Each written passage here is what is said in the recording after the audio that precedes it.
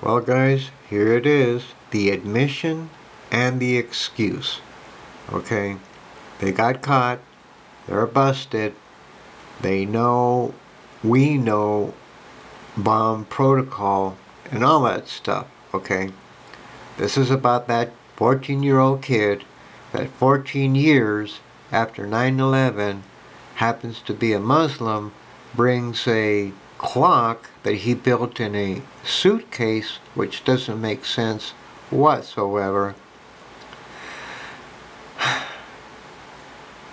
Not 5 minutes after that story aired, I knew there was something wrong. Most of you did.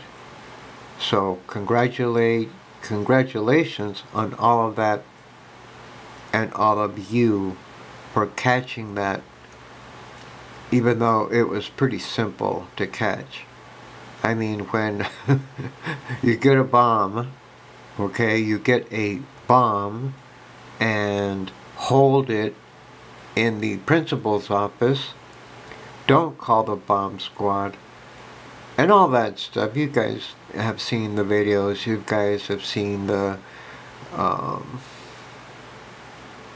rebuttal concerning this ridiculous story. So, okay, they got caught, alright? There it is, 14-year-old Ahmed Mohammed, who happens to be Muslim, of course, happens to have a powerful Muslim dad. I don't know what the hell he does, but he's in that world and whatever. And again, I have no problem with Muslims. My doctor is a Muslim, and he's one of the nicest, greatest, most caring, lovingest guy I've ever met in my life. And that's it. That's all there is to it. You know, he has a 6-month waiting list. There's people begging to see him. There are people dying before they get a appointment with this doctor because they'd rather wait to see him than see anyone else. He's that good. I am blessed to have this doctor. This doctor is Muslim. He is not this kind of Muslim. Okay? There's a major difference. Just like God's Jews and Satan's Jews. Okay? So, this is the excuse. Once it's determined that it is just a clock or just a piece of electronics, why then the arrest and all of that? The MSNBC host asked Boyd. Boyd is the police chief. That's very hard for folks to understand. So here's the excuse. That's pretty good. These guys, they're pretty good, even though it's all bullshit. We know it, and they know it. And I think a lot of America knows it too, but they're just too scared to do anything about it.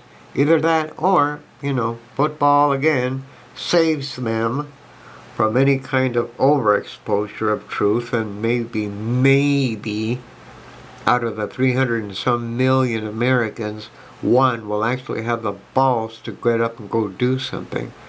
Anyway, I get that. I understand the concern, Boyd acknowledged. The officers pretty quickly determined that they weren't investigating an explosive device.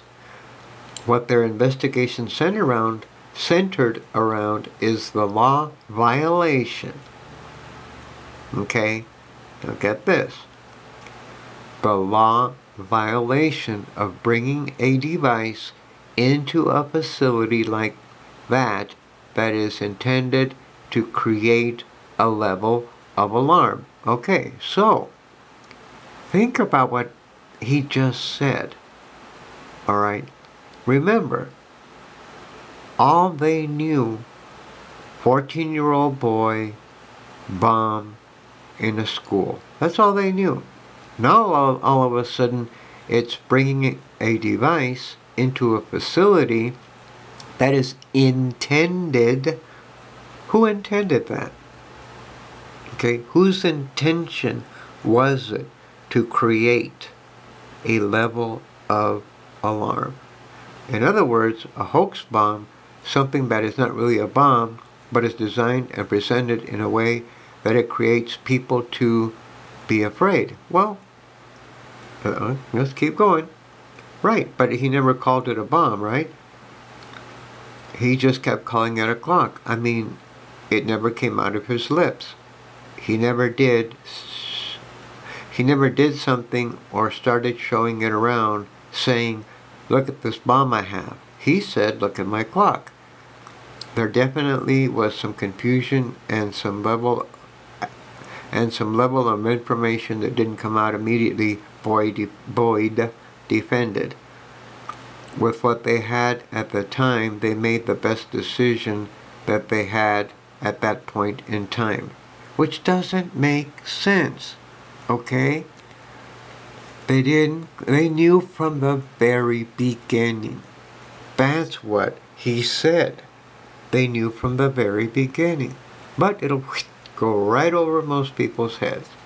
But anyways, we caught it. You caught it. You know the truth.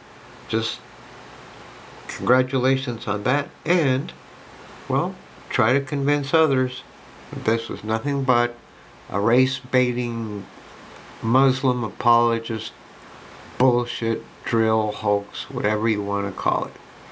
Thank you for watching.